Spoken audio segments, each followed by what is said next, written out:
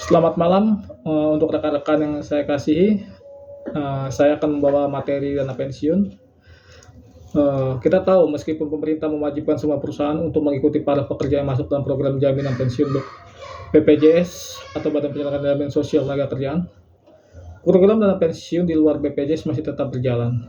Bahkan keduanya saling melengkapi. Dana pensiun yang dikelola khusus swasta lebih menekankan pada manfaat pensiun agar kesejahteraan karyawan yang pensiun lebih maksimum. Sedangkan BPJS Ketenagakerjaan memberikan jaminan dengan prinsip perlindungan yang bersifat dasar. Intinya kedua program ini sama-sama penting dan dibutuhkan para pekerja di kemudian hari. Menurut Pasal 1 Angkat 1 Undang-Undang Nomor 11 Tahun 1992 tentang dana pensiun merupakan badan hukum yang mengelola dan menjalankan program yang menjanjikan manfaat pensiun. Beberapa terminologi mengenai dana pensiun dapat diuraikan sebagai berikut. Dana pensiun pemberi kerja adalah dana pensiun yang dibentuk oleh orang atau badan yang mempekerjakan karyawan selaku pendiri untuk menyelenggarakan program pensiun iuran pasti bagi kepentingan sebagian atau seluruh karyawan sebagai peserta. Ini menimbulkan kewajiban terhadap pemberi kerja untuk mengikut sertakan pekerjaan yang membayar premi. Dana pensiun berdasarkan keuntungan ada dana pensiun pemberi kerja yang menyelenggarakan program pensiun iuran pasti dengan iuran hanya dari pemberi kerja yang didasarkan pada rumus yang dikaitkan dengan keuntungan pemberi kerja. Dana pensiun lembaga keuangan adalah dana pensiun dibentuk oleh bank atau perusahaan asuransi jiwa untuk menyelenggarakan program pensiun pasti bagi perorangan, baik karyawan maupun pekerja mandiri yang terpisah dari dana pensiun pemberi kerja bagi karyawan bank atau perusahaan asuransi jiwa yang bersangkutan. Program pensiun adalah setiap program yang mengupayakan manfaat pensiun bagi peserta. Program pensiun manfaat pasti adalah program pensiun yang manfaatnya ditetapkan dalam peraturan dana pensiun atau program pensiun lain yang bukan merupakan program pensiun iuran pasti. Program pensiun iuran pasti adalah program pensiun uang iurannya ditetapkan dalam peraturan dana pensiun dan seluruh iuran beserta hasil pengembangannya dibukukan pada rekening peserta sebagai manfaat pensiun. Manfaat pensiun adalah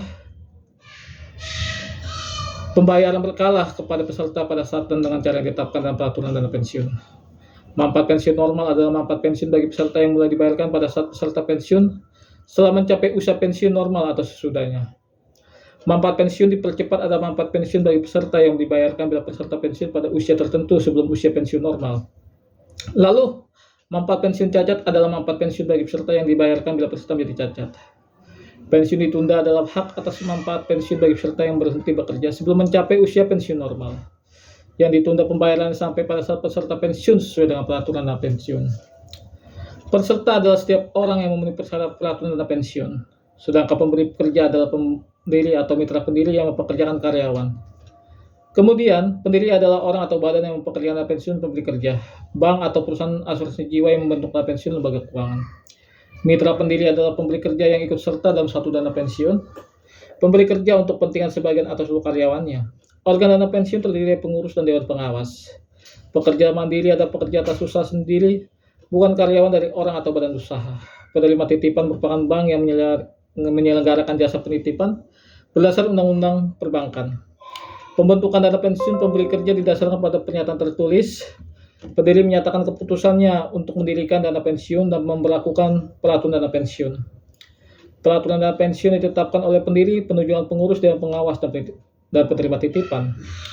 Permohonan pengesahan dana pensiun ditujukan Menteri Keuangan dengan melampirkan peraturan dana pensiun, keputusan pendiri tentang penunjukan pengurus, dewan pengawas, dan penerima titipan.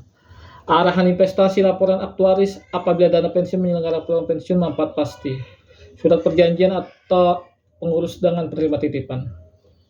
Dana pensiun memiliki status sebagai badan hukum dan dapat dimulai kegiatan sebagai suatu dana pensiun sejak tanggal pengesahan Menteri.